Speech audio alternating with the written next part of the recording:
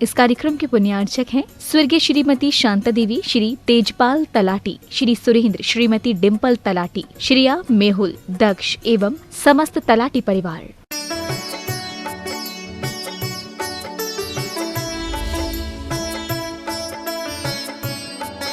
किसी का अहम उसे काटे जा रहा है, उसी को काटता है। किसी का अहम उसे काटे जा रहा है, किसी का बहम उसे काटे जा रहा है। जिस पर हो गुरुदेव की कृपा, वही अपने जीवन में आगे बढ़ते जा रहा है। इंसान को उसका अहम ही उसे काटता है। मैं क्यों जाऊंगा बिना बुलाए, हो रहे हैं प्रवचन तो हों, आए हैं महाराज जी तो आए। महाराज जी को बुलाया है, मेरे को थोड़ी बुलाया। और आपको ऐसे लोग भी मिल जाएंगे कि 150 कदम पर भी जिनालय हो तो भी दर्शन को नहीं जा पाते।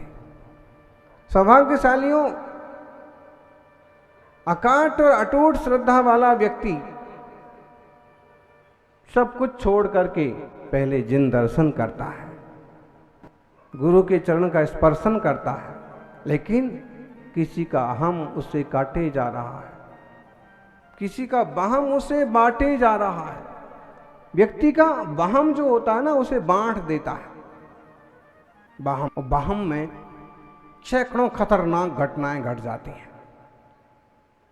आप आए दिन सुनते होंगे, पति को बहम हो गया कि उसकी पत्नी जो है मोबाइल पर किसी से बात करती रहती है। उसकी पत्नी को बहुत सारे लोगों के मैसेज आते हैं, उसे बहम हो गया। उसे बहम हो गया कि इसके चरित्र में तो कोई दोष है, हो ना हो, लेकिन बहम ऐसी चीज है कि उसका बहम उसे बांट देता है। सबसे पहले उसके प्रति, उसके मन में जो प्रीति थी, प्रेम था, विश्वास था, वो बढ़ता है, मन बढ़ता है। और कभी कभी ऐसी खतरनाक घटनाएं बन जाती हैं जिसे हत्या कहा जाता है। संदेह है, बहम, अहम और वहम से इंसान का बहुत नुकसान होता है। अहम और वहम मिथ्यात्व की निशानी है। अहंग किस चीज का करते हैं जी? अहंकार किस वस्तु का अहंकार? वस्तुएं तो और लोगों के पास भी। एक सज्जन आए, कहने लगे कि जो गाड़ी हमारे पास है, दिल्ली में वो गाड़ी केवल 2 लोगों के पास है। कौन सी गाड़ी? रॉल्स रॉयल, है ना। लेकिन उसका भी क्या हाल होता है। अभी एक धनपति की रॉल्स रॉयल को टक्कर लगी और गाड़ी का चूरमा बन गया, जिनसे टक्कर लगी उनका कचूरमा बन गया, और वो धनपति भी हॉस्पिटल पहुंच गए, है ना। क्या हुआ? कभी कभी जो सुख के साधन माने जाते हैं वे दुख में कारण बन जाते हैं, और अक्सर कर सुख के साधन दुख में कारण बन जाते हैं। इसलिए ज्ञानी साधनों से सुख मानने की बजाय साधना में सुख मानते हैं। सुख अपनी संतुष्टि में है, सहजता और संतोष में है। विष्णु कुमार मुनिराज, अकंपन आचार्य आदि मुनिराजों का प्रसंग अपन सुन रहे थे। ऐसी उपसर्ग वाली दशा में भी वो आकुल व्याकुल नहीं है। धन्य है उनकी आत्म रुचि। उनकी स्थिरता के कारण से श्रावणी पूर्णिमा रक्षाबंधन बन गई, और इसी दिन श्री राम के पुत्र सीता के बेटे लवकुश का जन्म भी हुआ था। ऐसा कहीं और लिखा मिले न मिले, जैनाचार्य रविशरण ने अपने पद्म पुराण में ये लिखा है, 1200 साल पहले। बहुत बड़ा है जैन इतिहास, बहुत विशाल है जैन साहित्यों और कथाओं की और पुराणों की परंपरा। जनता के सामने नहीं इसे ला पाते हैं, लेकिन आज देखिए बहुत पिछड़ गई हूं तो और वर्तमान में क्या क्या स्थितियां बनती जा रही हैं। बहुत सुरक्षित कहलाने वाले कुंडलपुर जैसे, महावीर जी जैसे तीर्थ भी कहीं ना कहीं लोगों के निशाने पर,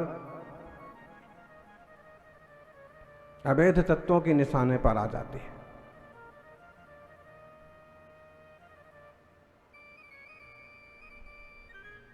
आश्चर्य होता है।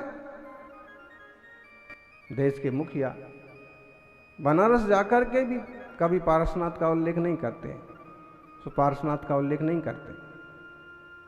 सारनाथ का उल्लेख करेंगे, बुद्ध के प्रथम ज्ञान, प्रथम उपदेश की भूमि, जबकि श्रेयांसनाथ भगवान का जन्म भी तो सारनाथ सिंहपुरी में ही हुआ। वहाँ विशाल जिनालय बना हुआ, और जिस स्तूप का उल्लेख बार बार होता है वो स्तूप जस्ट उसके बाहर ही बना हुआ है।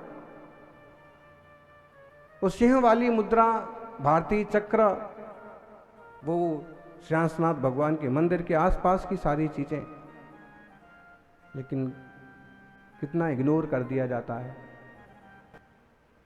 या हम समझ लीजिए कितने पिछड़ गए, जैसे सब कुछ होते हुए भी सौभाग्यशाली हो। व्यर्थ का अहं किस बात का। आज यह मंगलमय जिन धर्म जिससे हजारों करोड़ों लाखों जीवों का कल्याण और हित हुआ है, जब ये जिन शासन पिछड़ जाएगा, इसकी महिमा ना होगी, तो हमारा और आपका अहंकार किस काम आएगा। फिजूल के आत्ममुग्ध होकर के घूमते हैं कुछ लोग, तो उन्हें ऐसे लगता है कि बस हम अध्यक्ष बन गए, हम मुखिया बन गए अमुक सभा के, बस मजे हैं। लेकिन आत्ममुग्ध होने से क्या होगा। परिस्थितियां बिगड़ने से बचाइए, जिन शासन की महिमा बढ़ाइए, इससे हजारों हजारों जीवों का कल्याण होगा। आप्तमीमांसा ग्रंथ का स्वाध्याय चल रहा है, देवागम स्तोत्र का, और आचार्य समंत्र भद्र स्वामी ने क्या गजब की तर्क युक्तियां पेश करके और इस बात को सिद्ध किया कि सच्चा देव वीतरागी ही होता है, सर्वज्ञ हितोपदेशी ही होता है।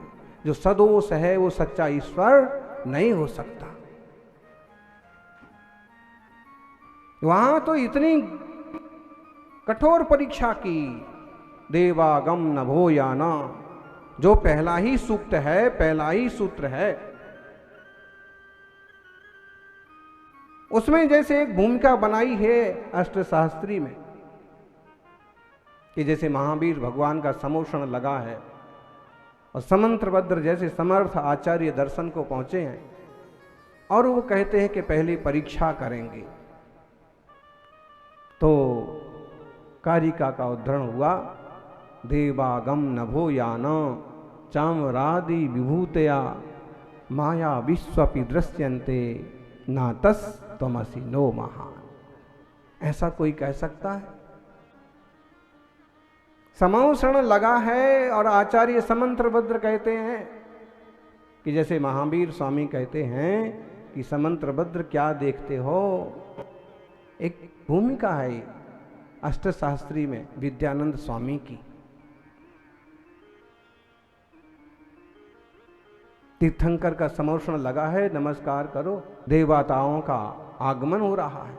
कभी एक जमाना था जब राजगृही के विपुलाचल पर्वत पर, कौन से पर्वत पर? विपुलाचल पर्वत पर स्वामी तीर्थंकर महावीर भगवान का समोषण लगा और देवता भी आए। आज स्थितियां देखिए, राजगृही का भी उल्लेख हो जाएगा, वहां के कुंडों का भी उल्लेख हो जाएगा, बुद्ध ने वहां कुछ साधना की उसका भी उल्लेख हो जाएगा। लेकिन तीर्थंकर महावीर स्वामी की प्रथम देशना स्थिति ली, प्रथम देशना स्थली है, इसका उल्लेख नहीं करते हैं लोग। मुनि सुब्रत भगवान की जन्मभूमि है, पहाड़ पर किसी का कुछ भी बना हो, लेकिन आज भी 5 पहाड़ों पर बड़े बड़े जिनालय बने हुए हैं। ऐसा वैभव होने के बाद भी समोषण जब लगा, देवताओं का आगमन हुआ, देवागम नभो याना चामरादि विभूतया। कैसा तीर्थंकर का वैभव होता है, देवता आते हैं स्वर्ग से। आप देखिए, यहाँ कहीं प्रधानमंत्री के आने का योग बन जाए राष्ट्रपति के आने का युग बन जाए तो कैसे भीड़ लग जाएगी और कैसे व्यवस्था और कैसे सिक्योरिटी हो जाएगी। अब जब तीर्थंकर भगवान के समर्षण में साक्षात देवता आते हैं, विमानों से आते हैं, आकाश मार्ग से आते हैं, कैसी महिमा होती है। देवागम नभोयाना चामरादि विभूतिया छत्र चमर भामंडल कल्प वृक्ष दुंदुभी, ये सारा महिमा मंडन ये सब है। इसे देख करके तो नमस्कार करो। तो समंत्र भद्र आचार्य कहते हैं माया विसु दृश्यन्ते, बोले ये सारी चीजें तो कोई मायावी भी कर सकता है। आप कभी देवागम स्तोत्र की इस पहली कारिका पर विचार करना, चिंतन करना, तो जो दूसरे लोगों को, उथले लोगों को बड़ा मानने की बुद्धि पैदा होती है वो खत्म हो जाएगी। ये तो मायावियों की भी होते हैं, इससे आप महान नहीं हैं। देखिए बाबा जी ने थैले में हाथ डाला,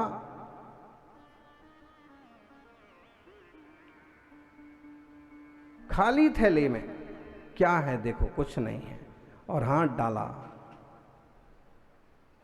क्या निकल पड़ा? ढेर सारे, हाँ जादू हो गया, ढेर सारे ताबीज निकल पड़े। हाथ घुमाया आसमान में, सोने की अंगूठी आ गई। वो सोने की अंगूठी आएगी लेकिन पहनाएंगे किसको? तो नेताजी, मंत्री जी या कोई बड़े उद्योगपति होंगे उनको ही पहनाएंगे, किसी गरीब के सामने नहीं आएगी सोने की अंगूठी। निवेश भी वहां करो जहां से वापस आने की कुछ संभावना बने।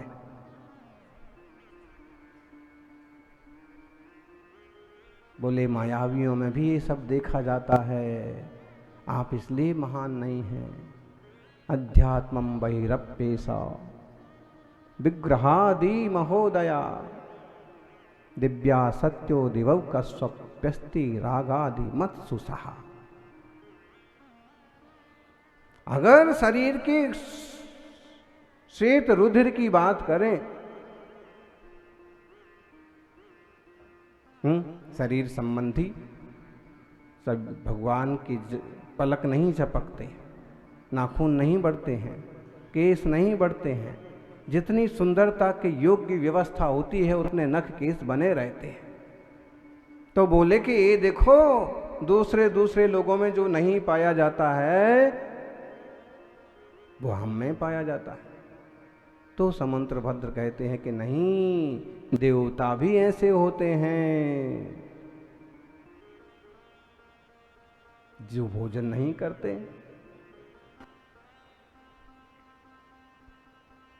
निर्मल शरीर होता है, पलकें नहीं झपकती, और परीक्षा की जाती है, धर्म की परीक्षा, देव की परीक्षा, गुरु की परीक्षा करो तब मानो। दुनिया तो गतानुगतिक है, गतानुगतिको लोकहा, एक जहां गया वहां सब चले जाते। भेड़ चाल, एक भेड़ कुएं में गिरती है तो कभी आपने देखा भेड़ों की चाल? भेड़ें जब चलती हैं तो आगे कुछ भेड़ें होती हैं एक दो, और जिस तरफ वो चली जाती हैं उस तरफ दुनिया ऐसे चलती। इतना आसान नहीं है जैन धर्म प्राप्त हो जाना, जिन शासन के प्रति हृदय में रुचि पैदा होना, क्योंकि जहाँ आज इस लोक में सब तरफ असत्य के बाजार लगे हुए हैं, वहाँ सत्य की खोज करना और सत्य को पाना बहुत दुर्लभ हो गया। वैसी दृढ़ श्रद्धा चाहिए जैसे रस्सी पर चलने वाले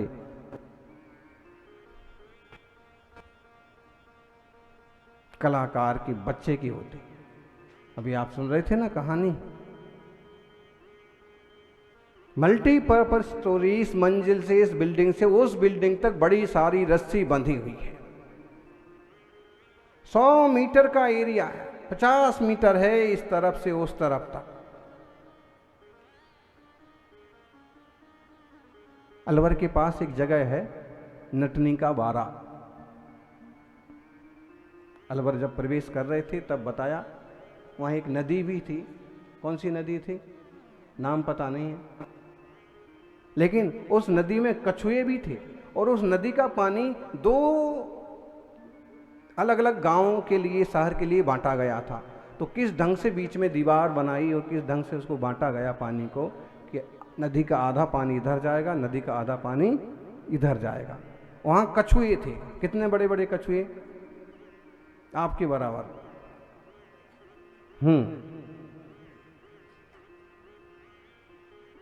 नहीं, इतने बड़े बड़े कछुए, क्यों, कैसे इतने बड़े बड़े कछुए थे? तो बोले कछुए यहां रहते हैं, बरसों से रहते हैं।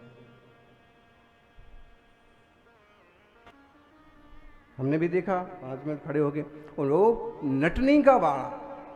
तो हमने कहा कि ऐसा क्यों कहलाता है? लोगों ने बताया कि एक जमाना था, कभी बहुत प्रसिद्ध नटनी यहाँ रहती थी और रस्सी बांध करके इधर से उधर, एक बार सम्राट ने कहा कि अगर इस पहाड़ से उस पहाड़ तक रस्सी बांध करके पार कर जाएगी तो आधा राज का, ये राज के 100 गांव तुम्हारे।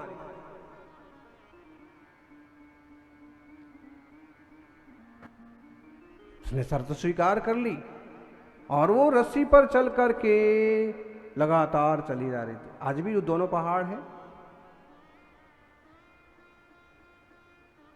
राजा ने देखा तो ये तो आधा तो इसने पार कर लिया, ये पार कर जाएगी, मेरे 100 गांव चले जाएंगे, मेरा आधा राज चला जाएगा, इसको देना पड़ेगा।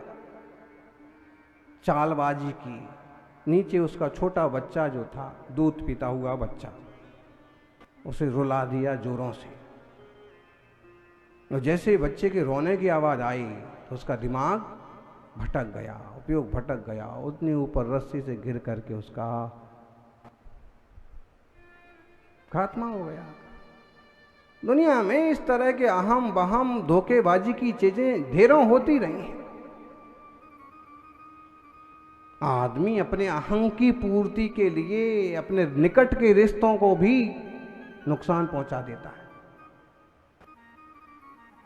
खुद की भले दुर्दशा हो जाए, लेकिन दूसरे को तो नीचा दिखाना है। फायदा क्या है भाई, क्यों क्लेश करना? मल्टीपर्पज स्टोरी, बड़ी बड़ी बिल्डिंग्स, मल्टी स्टोरीज, इधर से उधर तक 50 मीटर 100 मीटर तक रास्ते पर चलो। कलाकार ने कहा लोगों से कि मैं क्या चल सकता हूं, इसको पार कर सकता हूं, और लोगों ने कहा कि क्यों नहीं, तुम तो कलाकार हो, जरूर पार कर लोगे। अभ्यास था उसका, प्रयास था उसका, पुरुषार्थ था, और कदम बढ़ाता गया।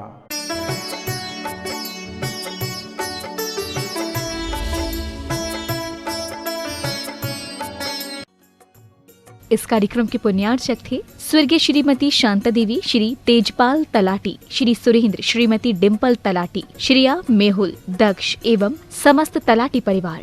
करोड़ों मुनियों की निर्माण स्थली